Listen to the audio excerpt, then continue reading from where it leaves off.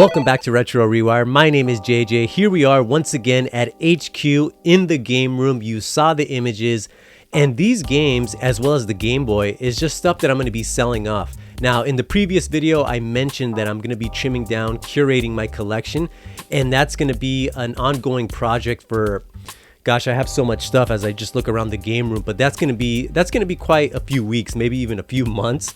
And pretty much what I'm trying to do is slim down the collection, because as it stands, I have like 6 copies of Street Fighter Alpha 3 for the PSP, the PS1, Sega Saturn, Sega Dreamcast, PS2, Nintendo Switch. I don't need all those copies, and I just want to, I want to have like about, I don't know, 3, maybe 4.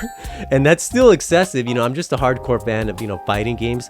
But I realize there's just a few in my collection that I'm not touching. So let's go ahead, get rid of them.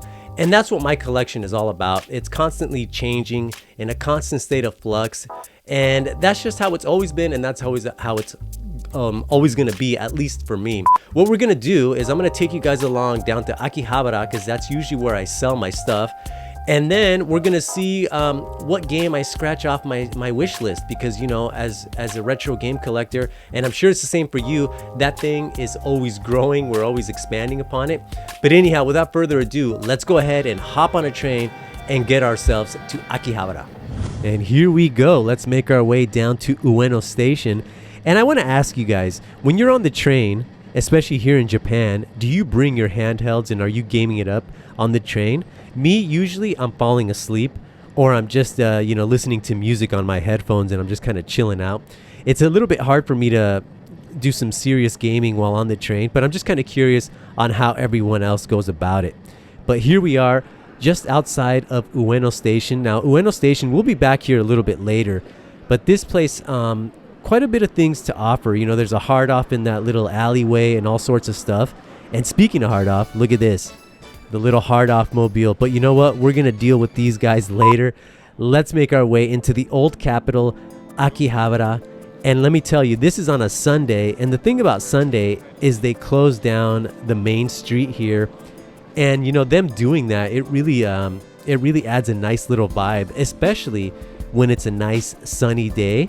And I definitely do enjoy coming out here on a Sunday. But granted, it is going to be a little bit busier because, you have all the locals, all the tourists, and everybody else just kind of chilling out here in Akihabara, getting their shopping done. And not everybody, you're going to see a lot of tourists here, a lot of tourists coming, from Asian countries just because it's the close proximity. But not everybody is after, retro games. I want to say that's relatively like a niche thing. And it's going to be a lot of current gen thing, and especially current gen games that people are after, as well as like a lot of anime figures. It's freaking insane how much anime merchandise is just kind of flying off the shelves, as well as other electronics. This is a great place to get a MacBook, a second-hand MacBook Pro, by the way. But anyhow, we're coming up at the store at hand, which is Retro Game Camp. Now, before the pandemic, they had up to 3 locations. They have this one. They had the Dungeon, which was just a little bit down the way, and then they had a shop in California. But I believe the one in Cali and the Dungeon have closed down. And it's just this main store. But anyhow, I'm not gonna be filming any faces here, just kind of respect everybody's space here. But I will film the floor, and you can kind of see how compact and how busy it gets on the weekend. I would definitely recommend, coming during the weekday, usually in the morning or around lunchtime. And it's definitely going to be a lot more open then, and it'll probably be a lot more enjoyable shopping experience. And then like this little staircase, it's super, super compact, so definitely be careful. And as I'm going up, some people are coming down. You can see the shoes there just kind of waiting in the corner, so it definitely gets super, super cramped. But anyhow, on the second floor is where they do the buybacks, so I'm going to drop this stuff off, and then we'll keep things going. All right, y'all. Once I finally made my way up those stairs, I handed over the bag. They told me that it was going to be about a 40-minute wait time. And, they need time to assess everything, to give the quote. And I just want to say, or quickly point out, that if you're coming in as a tourist, unfortunately, you won't be able to sell at Retro Game Camp, Super Potato, Surugaya, Book Off, Hard Off, or anywhere else for that matter, because you do need an officially issued Japanese ID card. So just a quick note. But I had 40 minutes of wait time, and I decided to get something to eat because I was running on an empty stomach, and you definitely don't want to be game hunting or be out and about in that state because it will lead to bad decisions, believe me. So I was thinking about pepper lunch, but as I kept walking, I found Sukiya. This place is great. It's a fast food place, and this particular one is open 24 hours, and they have a tablet where you can put in your order. It supports English, and I decided to go with the 3-cheese gyudon set with a side of rice, some pickled veggies, and a glass of water, all for 740 yen. So after eating that, I went back to the shop. They gave me the quote, which was 18,900 and some change. I was definitely happy with that. Otherwise, I have to take pictures of everything, make the post, the listing, and then deal with potential buyers. And sometimes you just get lowballed. And since this stuff is just extra, it's nothing particularly rare, I was okay with that price. Now, if it was something that was rare or something a little bit higher, something a little bit more special, let's just say that, I definitely will take the time and effort to make, the listing and the post. But anyhow, armed with this cash, let's go ahead and check out some shops in Akihabara to see what kind of temptations are out there.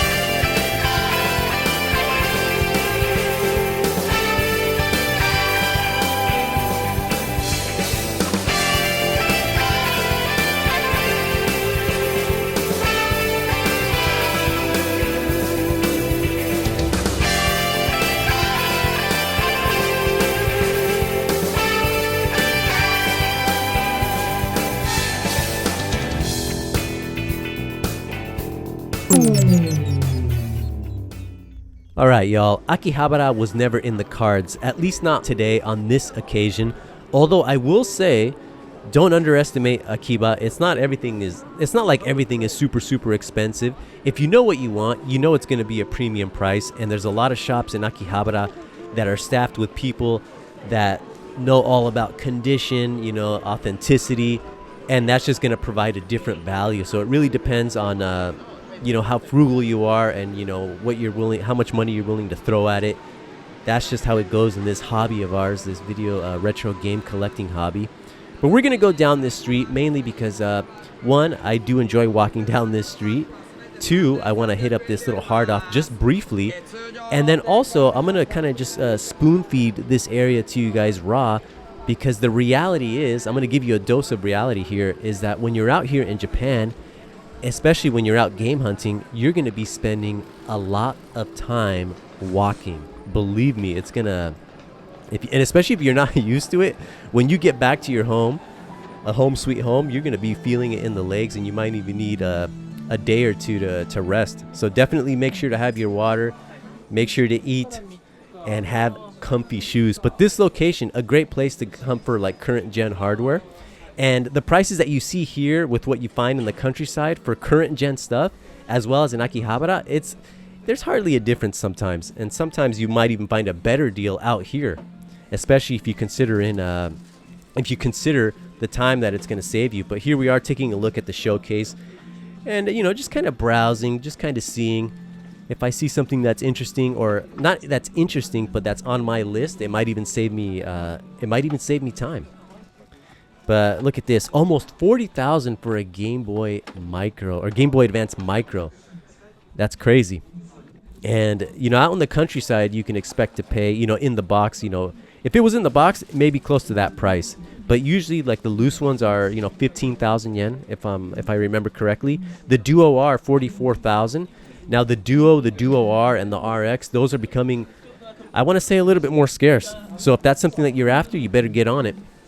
But at the same time, don't let FOMO take hold of you. But anyhow, let's continue the walk out here. And I also want to add here in this ramble, we're just making our way through this neighborhood, but definitely consider the time of year that you come to Japan. And just because in the summer months, it's brutal.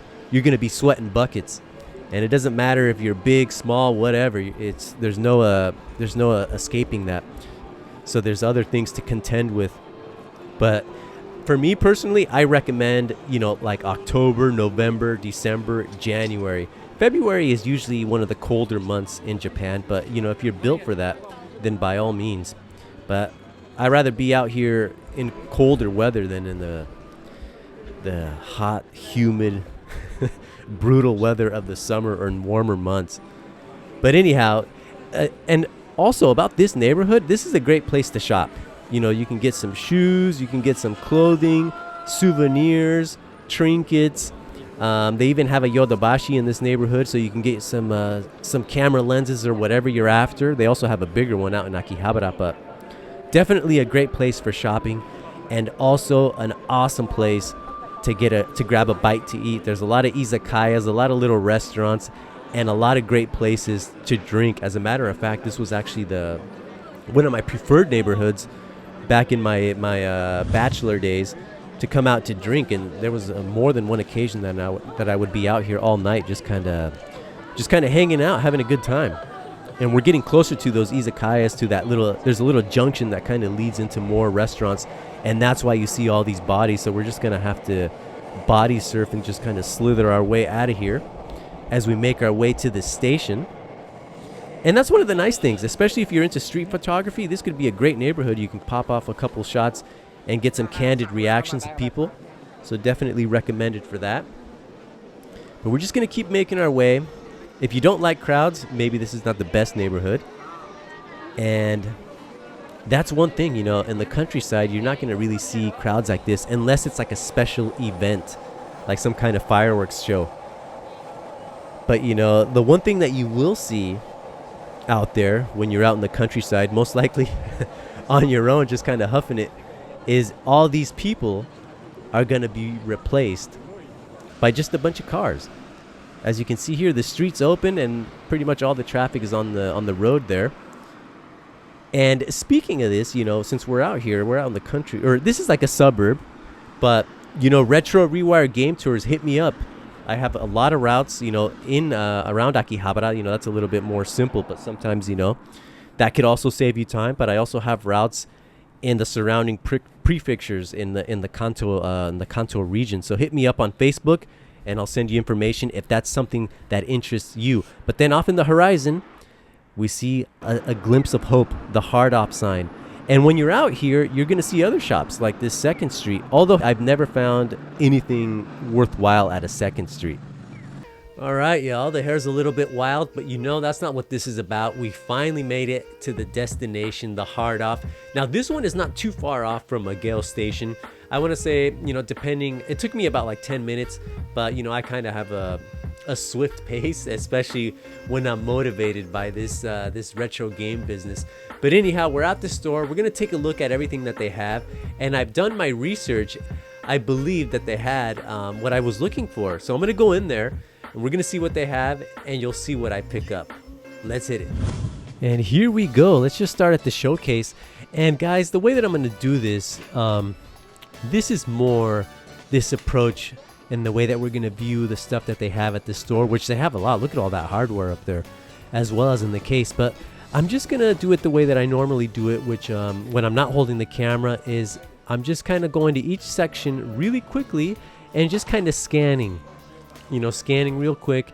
And I do this on repeat. I keep going back to each section just because, the first time around, you're just kind of getting a feel for the store to see what's here and see who else is here, because you never know. Sometimes while you're busy looking at the Game Boy, you know, so another shopper is getting purchasing what you're actually after. So this is the way to do it. This is the way I like to do it. Just kind of scan everything, get a feel for where everything is at.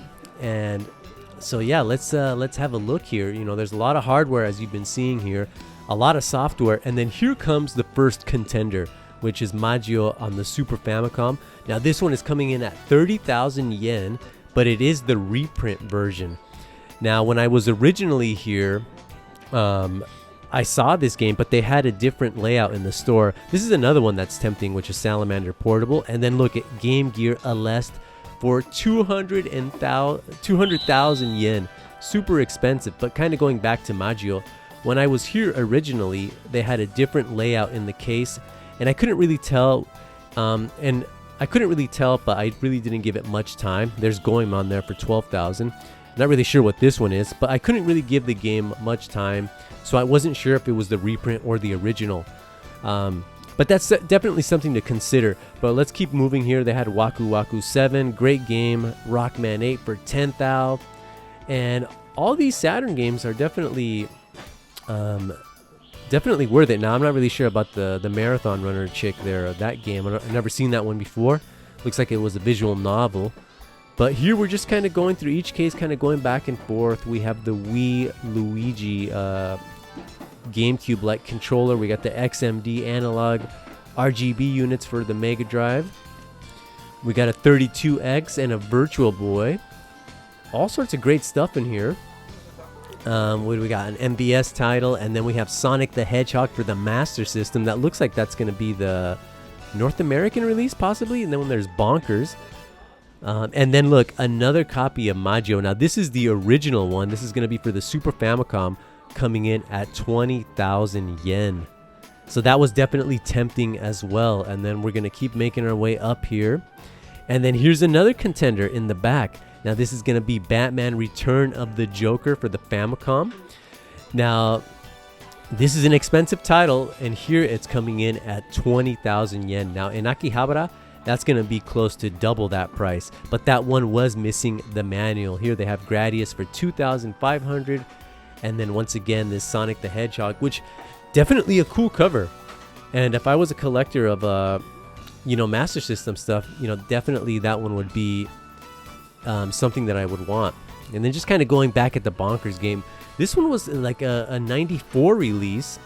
And I remember watching the cartoon, but I was never really a big fan. And then here we have some tapes, and then kind of what I was talking about originally, here's Kid Dracula. That's another one that I would like to pick up at 13,000. But I just keep going to each section, and each time you go, you see something new, like this. What is this action puzzle game, Kurun something, for 8,000 yen? Never seen that before. And they had a lot of loose card stuff. So definitely, if that's what you collect, definitely you might want to consider hitting up this place. But here we go. We got some stuff in the back, and then we have Final Fight for 2,500. That's actually not that bad. Usually, like at Book Off, that one's coming in more in the 4,000 range in the Tokyo and Kanto area. But here's another display case, and this one I keep coming back to, like all the other ones. But we have Popful Mail here for 15,000, Prince of Persia, and a few other Mega CD titles. And then we have Super Fantasy Zone, a few Mega Drive titles. And then I went into the stacks because there was a Sega Saturn game, Kikoku Tiger 2 or Tiger Heli 2. When I was checking their online site, apparently they had the game, but the staff couldn't find it, so I decided to take a look for myself. And perhaps it just got mixed into the regular stacks, which was that was a little bit disappointing, because that was definitely one of the games that I was that I've been wanting to pick up, and they had it here, but they just couldn't find it. But here's like their PC Engine selection, which isn't too bad. There's a few noteworthy titles in there at a decent price. They got the Soul Neo Geo CD, or a few Neo Geo CD. Then they have this Thunderhawks, and then Black Hole, and then Wolfchild. Look at this with its lenticular cover for 5,000.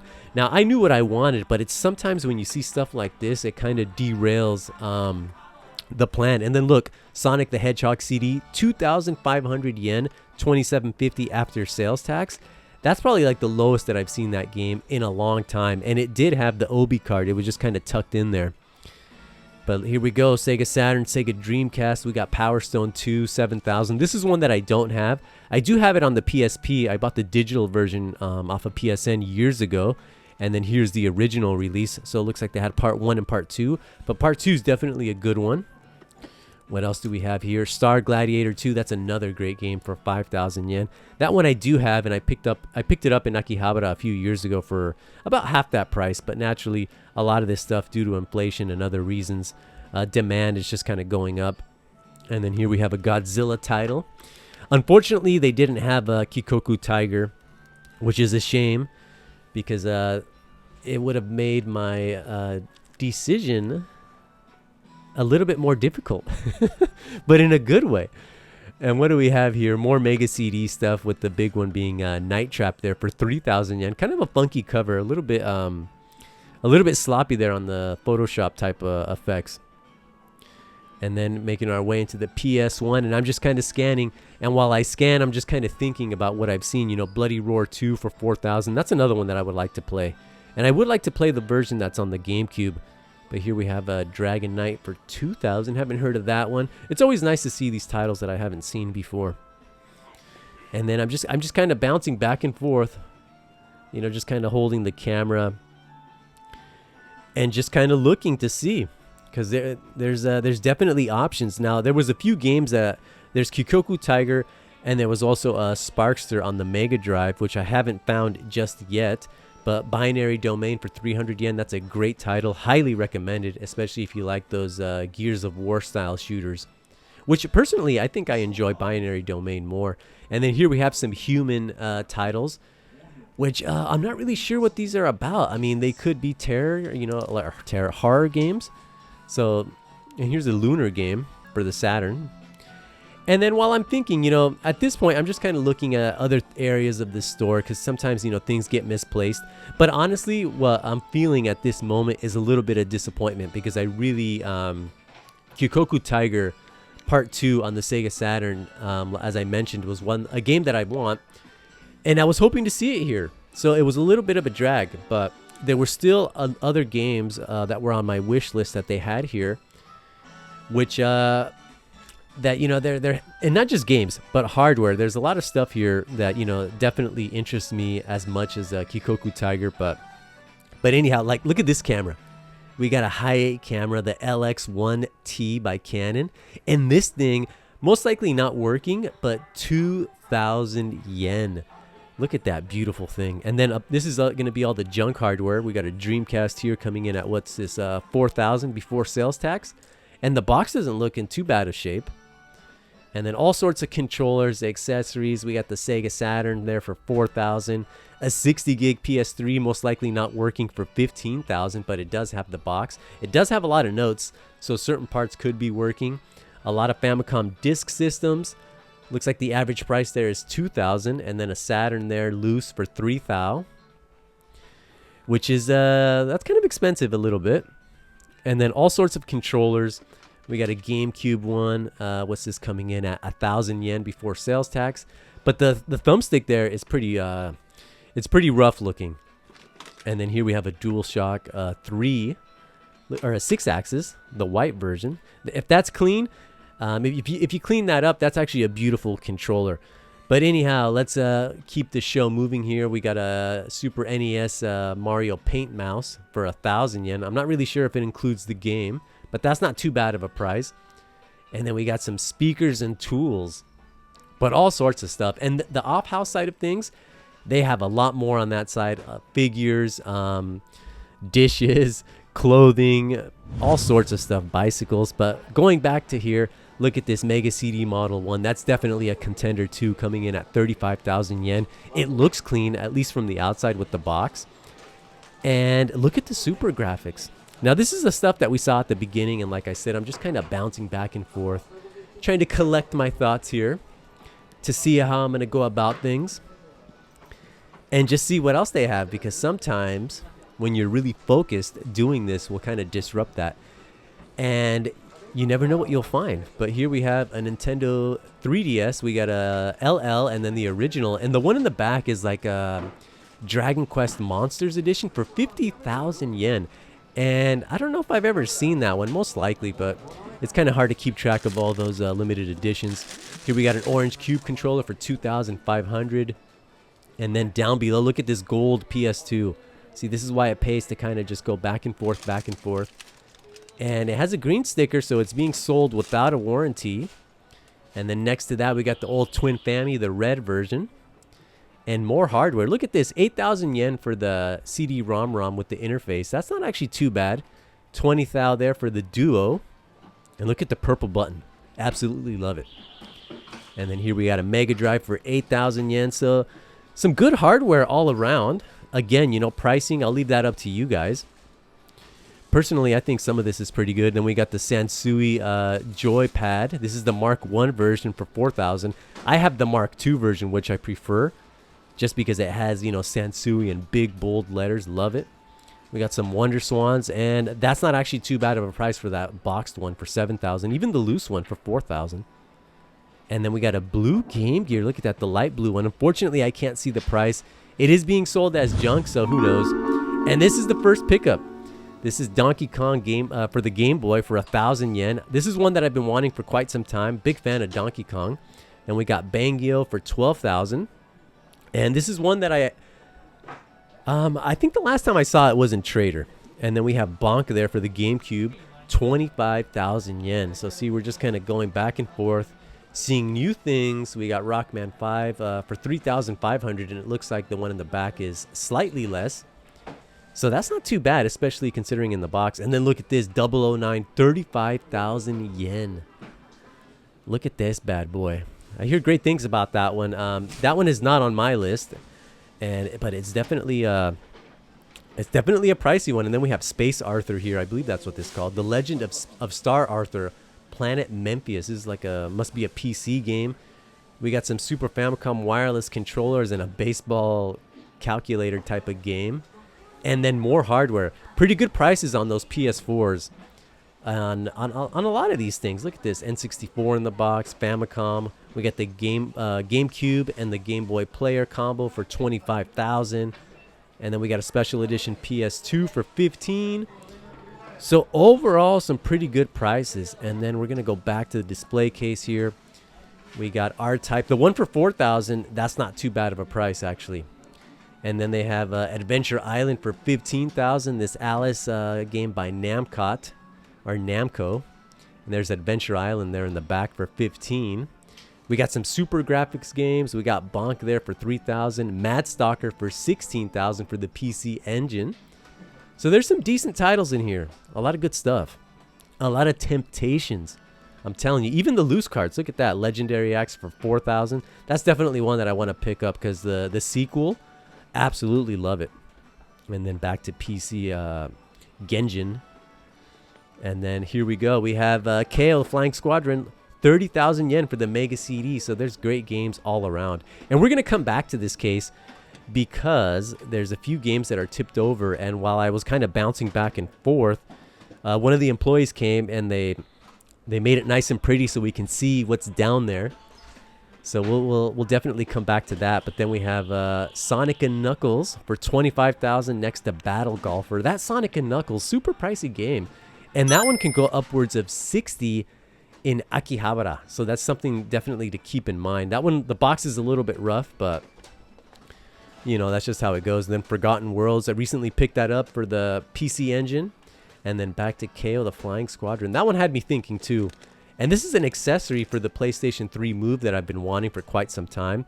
The Twin 6 for the Dreamcast. Definitely going to avoid that. Too big, too bulky, no space. And then back to the PS2 section. So there's a lot to think about now. And we still haven't taken a look at everything. And I arrived here around 6:30. They closed at 7:30, so the clock was ticking. Here we have the Last Blade on the PS1. The cool thing about that version is that you can disable the HUD, and then you have a nice clean screen so you can enjoy all that beautiful pixel art. But let's see. Let's just keep looking. Let's keep looking, see what are the things we might find. You just never know. And then here we go. We got a Neo Geo Pocket Color, 7,000 yen. That was definitely another contender. It is missing the battery door cover, which is why it's in the junk case. And that's going to be a case with the case with a lot of these. So and you can get like those little replacement parts online, no issues. And then we got a Vita for 5,000 yen. Now it is saying that it has some cracks, most likely on the screen, unfortunately, but it is working. And then we have our old film cameras. This place had a lot of cameras. You saw the ones on the shelf. You see the ones in here. They also had another case with the newer cameras. But if you like cameras, definitely hit these guys up. They got quite a bit. And then here we have the check corner, or the testing station. Now it's limited to 20 minutes, but when it's busy, if they're not busy, you know, you're gonna have this section all to yourself. But that's the first time that I've seen that. Looks like this could be a high volume store. This is on a Sunday in the evening during dinner time, which not too many people. But here's another one, Adventure Island for the Super Famicom. I've been wanting this one for quite some time. And 3,000 yen, that's not bad at all. But unfortunately, I decided not to pick this one up on this occasion. But we're back to the case. They rearranged things, so let's see what else is here. And there we go. If you see it, 12,000 yen for Sparkster on the Mega Drive. That's another contender. This one had me thinking. And the clock is ticking. Around this time, you know, they were going to be closing in about 30 minutes. But let's go back to the Super Graphics. Look how clean this thing. Now, the logo itself, that's probably like its biggest blemish, but cosmetically, it looks absolutely beautiful. Even the styrofoam on the box. But 50,000 yen. That's 55,000 after sales tax. No, after sales tax, it's about 60. Super expensive, that one. But that all model too. But anyhow, I had at this point decisions to make. The clock was ticking. This was already a given. Donkey Kong Country for the Game Boy for 1,000 yen. But I have to think about things, you know. It could be a difficult call, and this is something that when you find yourself in Japan, you'll be going through this too, because the budget is limited. You definitely don't want to go way over budget, because that's just crazy. But it's something to think about. And with the clock ticking, it definitely puts some pressure there. Now, you could wait, but, you know, I definitely had something in mind. But anyhow, let me just think about things.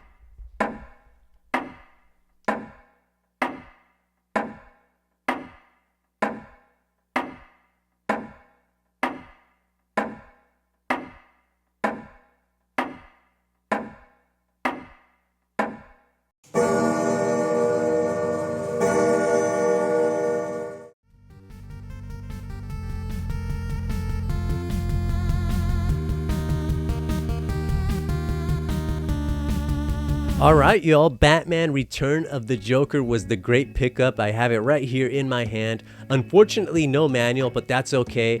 You know, when I was at the store, I was checking the prices, and Surugaya had a loose copy for 18,000 yen. So for a few more, I got it with the box, or the case, the hard shell case there. So super happy about that. As a matter of fact, I'm a big Batman fan. I love the animated series, the animated movies. I enjoy the movies. And I have action figures just kind of all throughout the game room. And the Sega Genesis version, The Adventures of Batman and Robin, is one of my all-time favorite games. Absolutely love it. I haven't beat it yet, but it's going to happen sometime soon in the future. But anyhow, super happy about that purchase. Now, the runners-up, the Mega CD Model 1, I want to get rid of my Model 2 before I dive into a complete in-box Model 1. And I think if I keep hunting, I could find it at a slightly lower price. So that's going to be a project for the future. Now, Sparkster, I have the North American version. So I don't really want to be juggling the same game, just slightly different versions. Kind of like I was doing with what I'm doing now with a bunch of games, and with what I was doing with Street Fighter Alpha 3. And then the Neo Geo Pocket Color. I have one, and that's just kind of the same thing. In fact, I recently sold one at Retro Game Camp, so I'm not trying to add more handhelds. In fact, I think I currently have like close to 20 handhelds, so that's something that I definitely want to trim and just have one version of each little handheld. But anyhow, with Maggio, that's another one that I definitely want to add in the collection. It will happen, but I really have to look over my other doubles to kind of sell more things to build up towards making that purchase, because that's an expensive game. I mean, you saw the reprint. 30,000 yen. The original one, complete in box, can go upwards of 80,000 yen at select shops. So I'm gonna keep hunting around. Hopefully I find a good deal on an original complete in box copy. So I'm not really worried about it. It'll happen. If not, I'll just have to settle for a loose cart version. But guys, that's gonna be it for today's episode. I need to get ready because tomorrow I'm gonna be catching a flight to Sapporo in Hokkaido. So definitely expect some content coming out of there very, very soon. My name's JJ. Thank you for watching Retro Rewire, and I will see you all very soon. Ciao.